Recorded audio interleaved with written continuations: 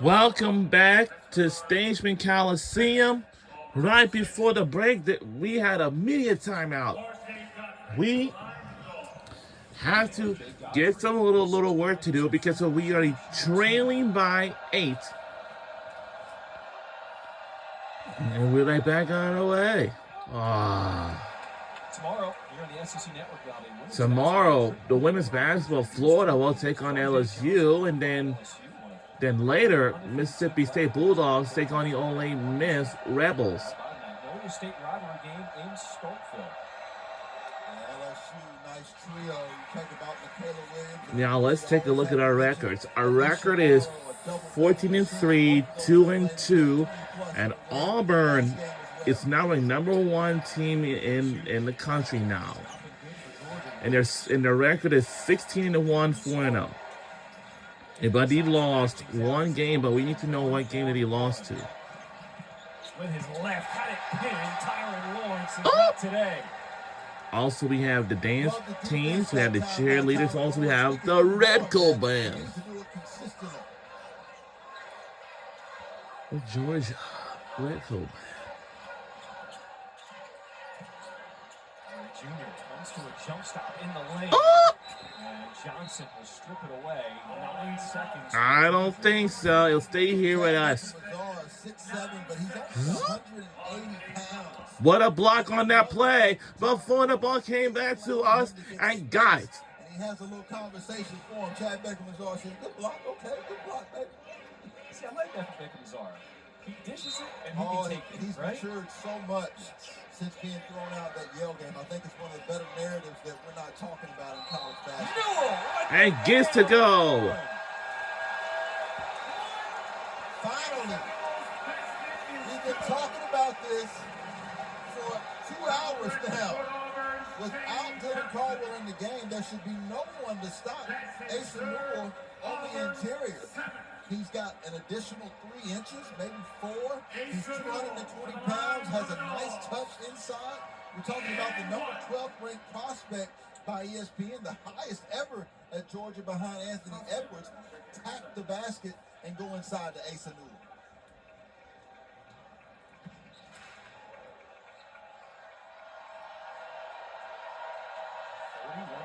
As a team at the free throw line for Georgia today.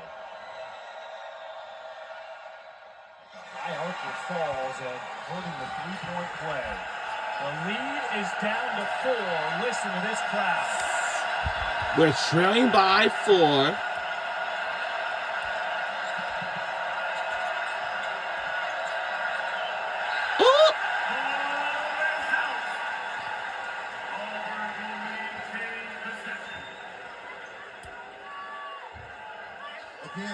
This place is very packed with crowds.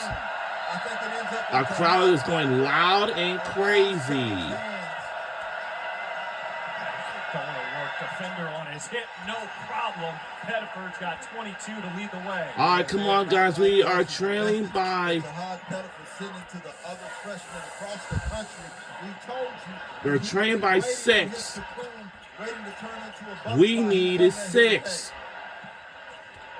It's all we can't go baseline, and it's going to be a turnover. A turnover? Oh no! Not a turnover. Allow me to introduce you to him. Either hand, that's right. The southpaw can go right or left, and he is excellent. I called him. This place is very crowded here at the Stageman Coliseum in Athens, Georgia. We're in the SEC as Southeastern Conference. Our conference is very physical. Denied by Newell. 15 seconds on the shot clock for the Tigers. I love it. One freshman to another freshman. It's not sweet down here. You can't get it that easy. So we have some basketball fans from Auburn University in Auburn, Alabama. And here at our first famous campus is the University of Georgia. Mazzora's got the clear out. He launches a 3. Too strong. Long rebound goes to Auburn. And a foul call. That'll be on Demery Jr., and that's his 4th. We probably probably haven't talked about this enough. Auburn. I apologize. It was called on Newell. That'll be his second, not Demery Jr. Good catch, partner. Auburn, and they were concerned about the offensive rebounds. They were dominant in the first half. Georgia's now picked that up in the second half, only down 3 in rebounds. Johnson working against Newell, dips in his body, no call. Hudson on the rebound. He will get the whistle.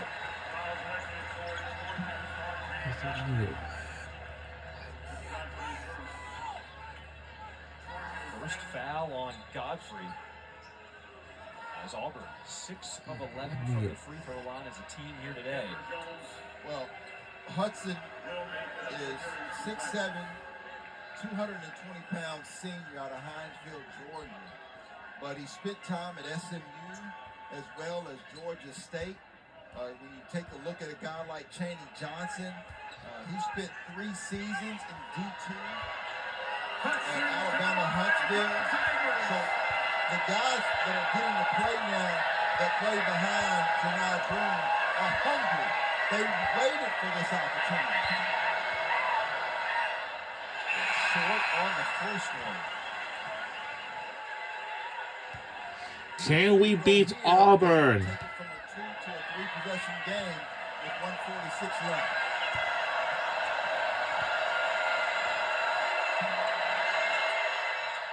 And a 2 from the line. A 3-possession lead for Auburn. Like the pressure here full court, trying to make Georgia use. All we need. They don't want to lose anything. If you're Georgia, you got to beat. We needed 7 points to tie the game and taking in the lead. 2 timeouts remaining. Looking for Asa Newell inside. Back to the basket using that little hook. Gets to his strong hand and in. And we're back to 5. This is the tight one here. Figure it out.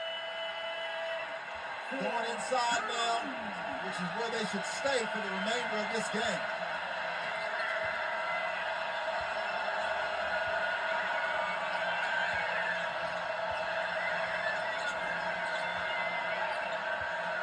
Oh, wow. This is getting close. Shot clock's at 10. And Bruce Pearl deciding to take a timeout. Well, you called for it. Go inside to Asa Newell. He's making it look good. Well, and because Auburn is so elite in their shot blocking, a lot of teams don't go inside. But part of their shot blocking is out right now in Janai Broome. And the other huge part of their shot blocking is out cramping in Dylan Caldwell. So you've got to attack the basket. And I love the fact that Coach Mike White is going into the interior and trying to use Asa Newell and his size at point-blank range. Now, it was Auburn who called that last timeout. There was a lot of passing on the perimeter. Bruce Pearl deciding he wants to draw something up. What are you thinking here with 10 seconds on the shot clock coming out of the timeout? Well, 2 things that Auburn's all-time leader in wins, Coach Bruce Pearl, is thinking right now. Number 1, he realizes the importance of this possession because it's a 2-possession game. So he just wants to get a score and it reminds his team to attack the glass. But number 2, he wants to decide who's getting this shot. Tahad Pettiford wasn't in the basketball game. I don't know if he'll put him back in or not, but I think the ball ends up in the hands of Chad Baker-Mazar, who's been electric, or Miles Kelly, 2 veterans, and then he's also got, of course, Denver Jones. But I expect the shot to come from the backcourt. Janai Broome giving some last minute words to his teammates as they take the floor. And now Georgia breaking their huddle. If I'm Georgia here, it's somewhat of a gamble, but I may throw something at Auburn that they don't expect. Now, you don't see Georgia doing this a lot. Mike White has changed it up in his time. 1-3-1, 2-2-1, full court pressure. And I don't know if he wants to do it with this team, but it wouldn't be a bad idea because you then create yourself an opportunity to get a turnover and score against a defense that's not set up in transition of Auburn. Let's see what Auburn drew up in the huddle with 10 seconds on the shot clock. Kelly curling off the screen, and he is fouled at the rim. Love it. That's something that we also talked about early in the second half, Shrift.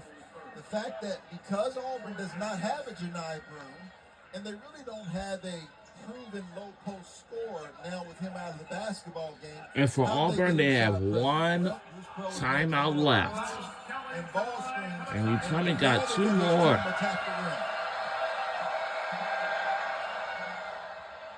Kelly, an excellent free throw shooter, 86% on the season. Uses every part of the rim to get that first one. Well, excellent is what you would typically say, but when you see Chad Baker-Mazar that hit 51 in a row, it's pretty good, right? Give him his flowers. No doubt. I'm hating, right? We on the SEC Network for today's game. Under a minute to play. Auburn up by We're under a minute to go. If you're Georgia, do you need a 3 here? You don't need a 3, but you need to score quick. What a guy! And on a rebound, jump ball, possession arrow goes to Auburn. Oh, wow. Really? Now, with 7-point deficit, I mean, you have to We're supposed to win the game against Auburn. And so, right now, the question is who you foul. We already talked about Chad Baker-Mazar. You definitely don't want to foul him. Denver Jones shoots 88% from the free throw line to Hod Pettiford 92%, so it's really hard to come back against Auburn. Kenny Johnson is the worst free throw shooter. Get him! Well, they're going to foul Pettiford, who's one of the best. That shows you the type of coach. We need to win the game, you know. But he set a play for Kenny Johnson to get it and then throw it to Hod Pettiford. I don't know what's the first thing now. What? The Auburn fans who have made the trip are standing on their feet. Bruce Pearl calls them the road witnesses, and they have continued to make their presence felt at every arena that the Auburn Tigers have went to, including the Maui Invitational this year.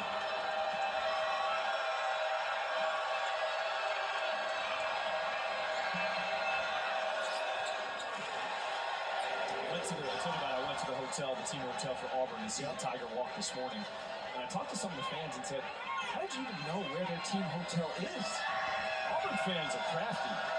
One woman said she called the alumni department. The woman called her back, told her. The other person used some message boards to figure out where they stayed last year and then called the hotel this year. And the hotel's like, we can't tell you yes, but be there at 11:15. That's good. Well, right now, obviously, 3-possession game. I believe we do need a 3-point shot now. Georgia trying to find a quick one, down 9.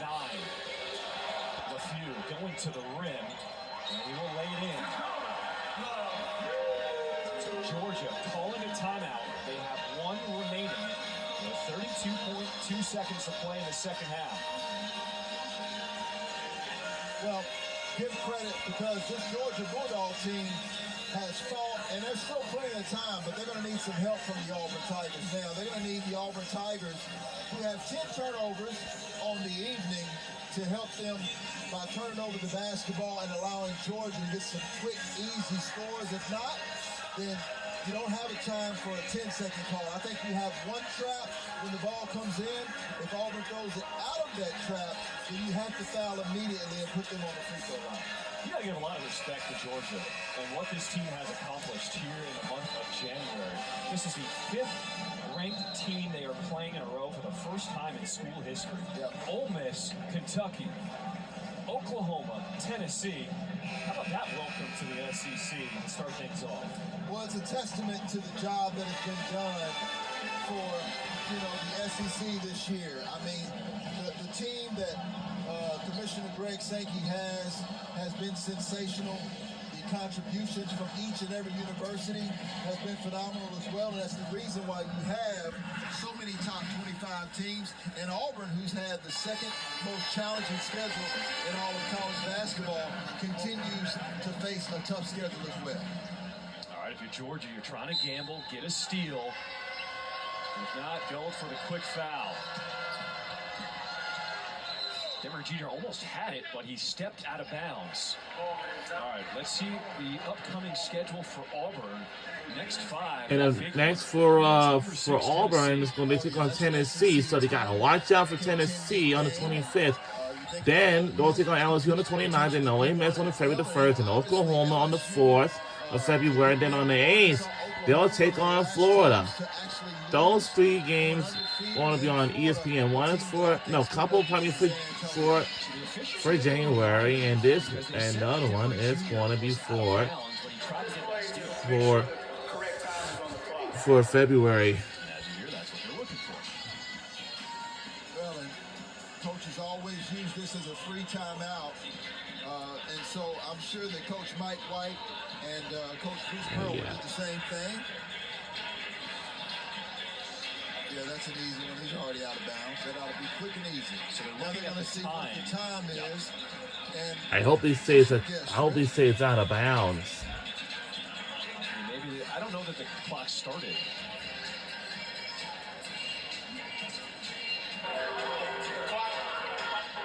The clock is going to be reset to 31.6. half a second. So it did start. They just need to add And they more didn't time say it was a timeout. So 31.6 doesn't change too much. So for women's basketball tomorrow, tomorrow Alabama will take on Arkansas tomorrow at 5 p.m. in the evening. So let's remember, now We're halfway through the season. Silas Jimmery was able to basically deflect the basketball. This will now be a spot throw-in for the Auburn Tigers, so they cannot run the baseline. That's very important. And not an easy place to throw the basketball in where Chad Baker Missouri is with the length of 6'11" Asa Newell on it. Baker Mazzara, the outlet pass to And we Baker. didn't. If that doesn't show you the personality of Auburn's team and Coach Bruce Pearl's staff, nothing will. They always will be aggressive. He said it's good. That young man has a great time.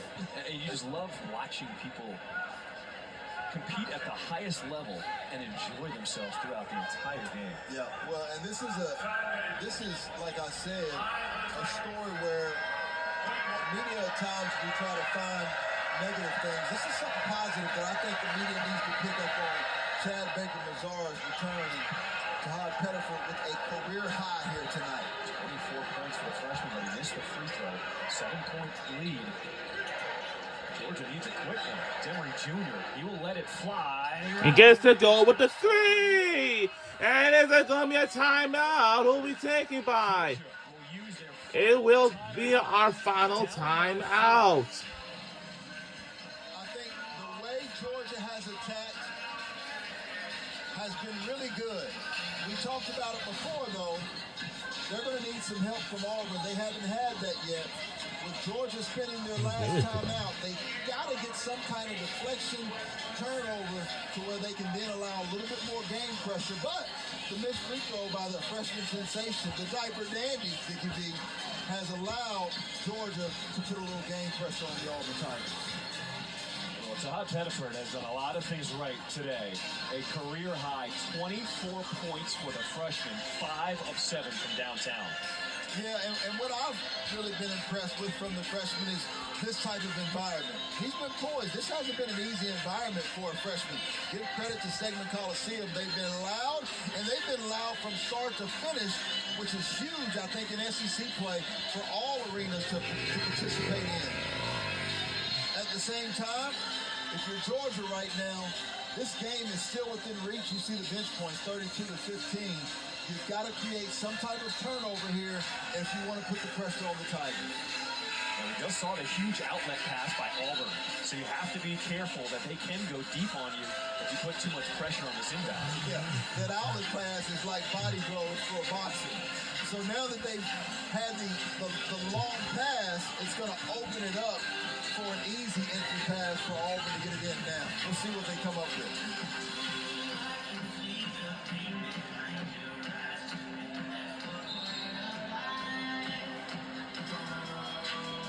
Georgia. Late to break the huddle. They're using every every second available. As Pat Adams says, all right, let's get this thing going.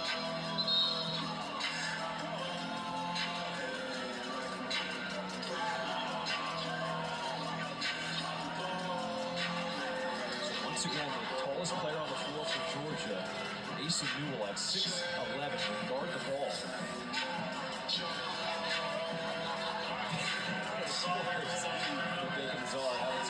Yep, made basket so he can run the floor or run the baseline as you see now. Trap, instead it's a foul. Denver Jones will get to the free throw line. The best free throw shooter on the team for Auburn at 93%. Denver Jones, excellent. The job that he's done has been sensational.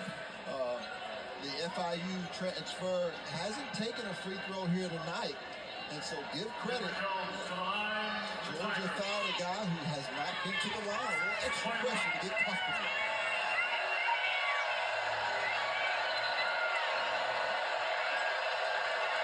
And one for Denver Jones.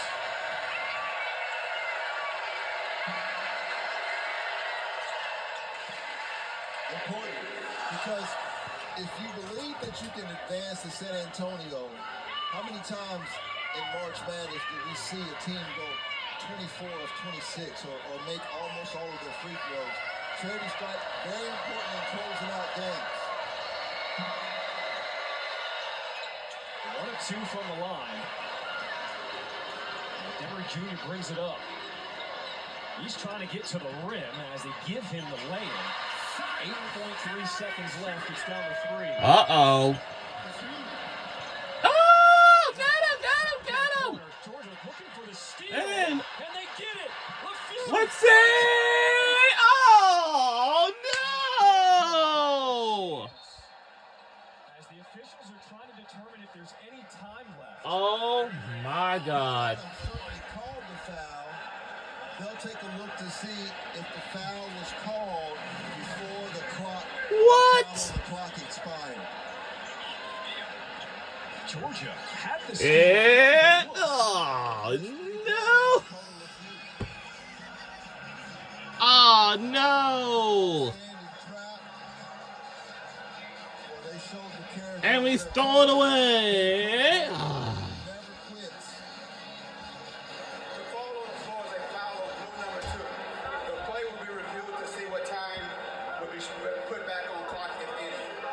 So Tyron Lawrence did get that backside rebound, and he was fouled.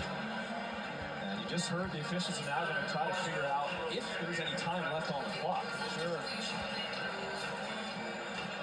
You know, we're watching this live, wondering what Georgia's doing because so much time is ticking off the clock, but they came up with that steal. Yeah, they gave themselves a chance.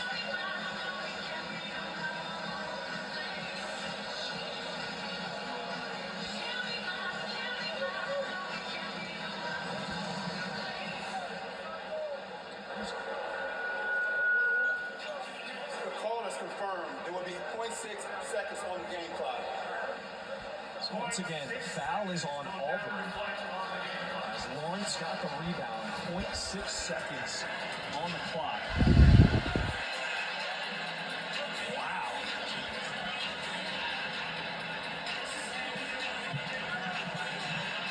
All right, our goal is to tie the game and to force it to overtime. So Lawrence will go to the free throw line. Well, this is going to be a challenge regardless. First and foremost, you got to make the first free throw. And oftentimes in this situation, why I'm always a firm believer of fouling when you're up 3 is because a lot of times you don't even make the first free throw. But if you're able to make the first free throw and you see Dylan Caldwell going back into the basketball game, then you miss the second one.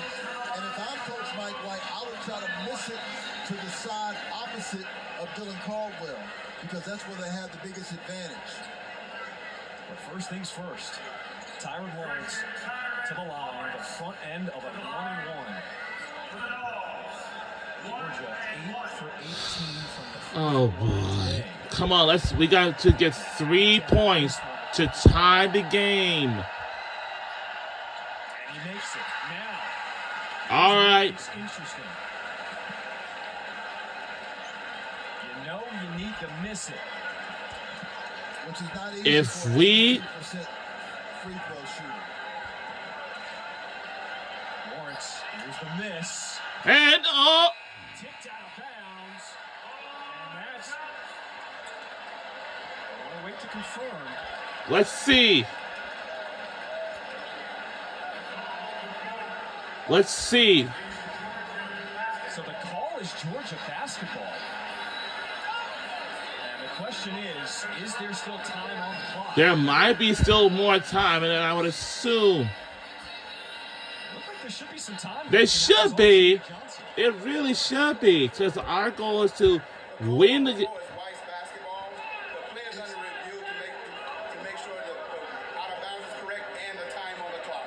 Oh boy! Please do, because we want to win the game and to be on out of here. Because Georgia's basketball, We know it's Georgia's ball. what's going to We- happen is, yep. Well, Pat Adams just said he was Oh gonna boy! confirm This is something we all want to know. basketball and then time on the clock. But We got to what's win the most game, important here, if you're and Georgia, I is how am much time assume. is on the clock. Because if you're Georgia above, Bulldogs. .03, then they're going to be able to catch and go up with it. I think that's what you can do anyway, but if it's less than .03, then it's going to have to be some type of tap, which is what I would probably do if I was Coach Mike White anyway. What about- I'd throw it towards the basket, allow my big guys to What- try to tap it in because I have a distinct size advantage, and then either I tap it in or I get a foul called. Either way, it keeps me in the game. Let's see the lineup that Georgia will put on the floor.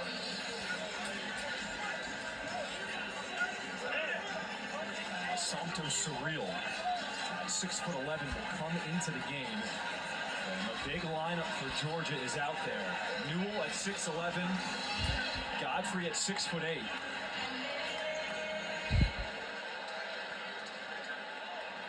After review, the call is confirmed. It's Weiss basketball. There's going to be 0.3 seconds on the game clock. Good.